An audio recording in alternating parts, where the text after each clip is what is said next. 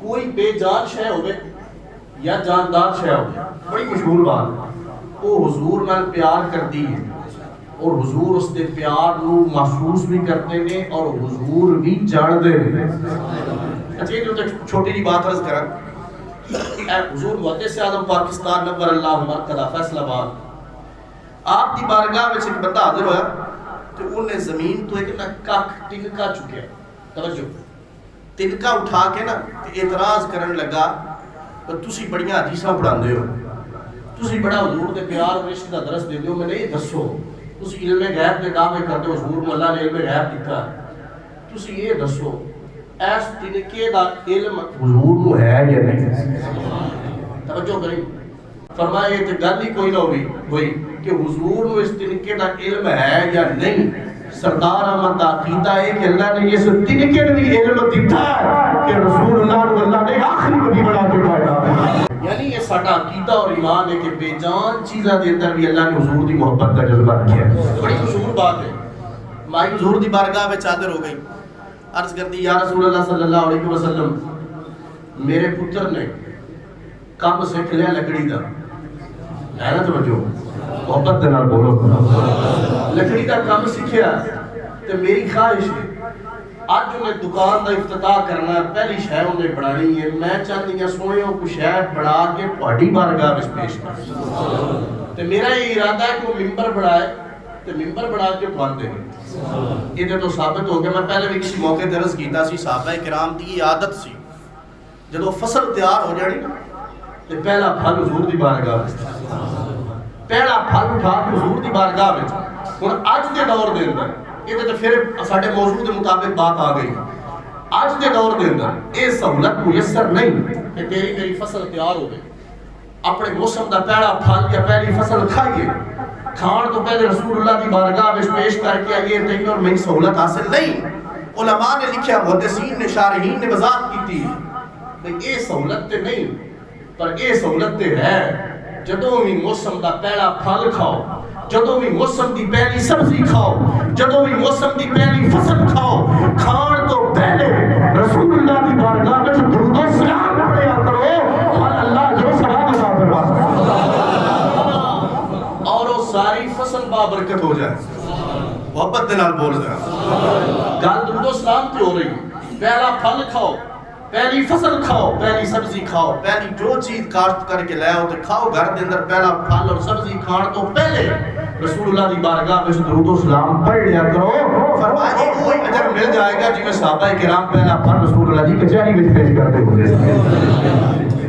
یہ انہاں دی عادت کہ حضور دی بارگاہ میں پیش کریے تاکہ ساڈا کام بھی بابرکت ہو جائے۔ ان بھائی بھی یہی خواہش سی کہ رسول اللہ خوش ہوں گے تے خوش ہو کے حضور دعا دیں گے تو میرے بیٹے کا کاروبار چلے گا، روزگار بابرکت ہو جائے گا، پھر اسی بھی اپنا روزگار کاروبار بابرکت کرن واسطے پہلے رسول اللہ دی بارگاہ وچ درود و سلام پڑھیا کرو۔ جدوں دکان کھولو، کاروبار شروع کرو، گڈی سٹارٹ کرو، جو کام کرو اپنا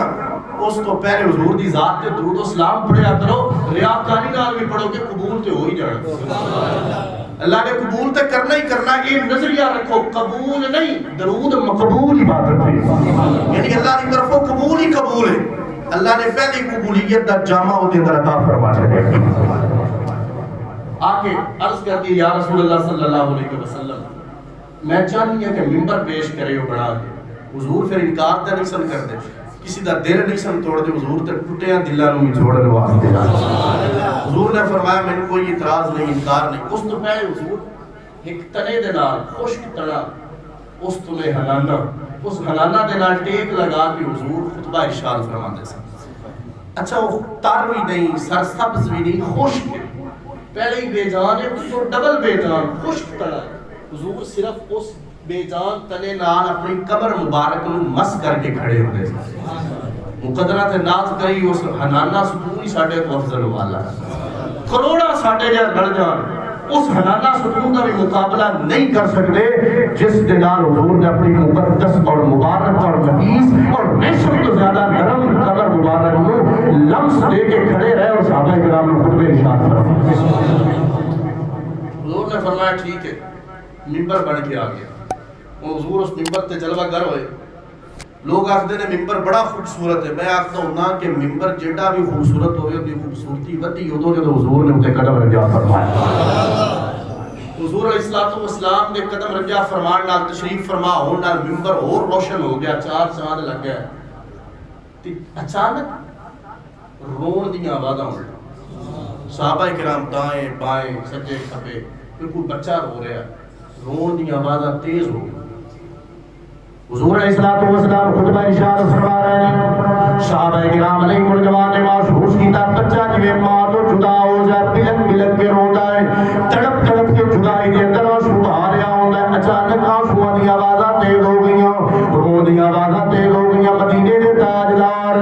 اپنے ممبر مبارک تو تھلے تشریف لے کے آئے، اس حنانہ سکون دے قریب گئے. صحابہ کرام علیہ الرضوان ویکھ رہے نے حضور دی جدائی دے اندر، حضور دے فراق دے اندر، حضور دی غم دے اندر او سکون رو رو کے زبان حال جو عرض میں کرتا، سونیا میں بے شک خوشک سا، میں بالکل عام جہا سکون سا، پر میرے مقدر تے میرے ناز کیڈے اونچے نے، تو قبر مبارک میرے نال لا کے خطبہ ارشاد فرماتا سے اج جدائیاں پہ گئیاں نے، اج وچھوڑا پہ گیا ہے، اج فراق پہ گئے نے. میں دسنا انشاءاللہ جدو بے جان شہ حضور دی ذات دے نال اتنا پیار کرنے والی ہوئے کہ اللہ نواز چھڑدا ہے. جدو حضور دا امتی حضور دے نال خلوص اور خشوع دے نال درود و سلام پڑھن والا ہوئے گا، میرا رب کتنی رحمت عطا فرمائے. دوستان زیوکار رو رو کے بلک بلک کے تڑپ تڑپ کے شاعر ترجمہ کرتا ہے پیا. شاعر کہندا جدو یاد سونے دی آئی، جدو یاد سونے دی آئی تے لکڑا رو پیا. جدو یاد سونے دی آئی، جدو یاد سونے دی آئی تے لکڑا رو پیا. ساتھو جلی نہ جائے جدائی وے مایا، ساتھو جلی نہ جائے جدائی تے لکڑا رو پیا. جدو یاد سونے دی آئی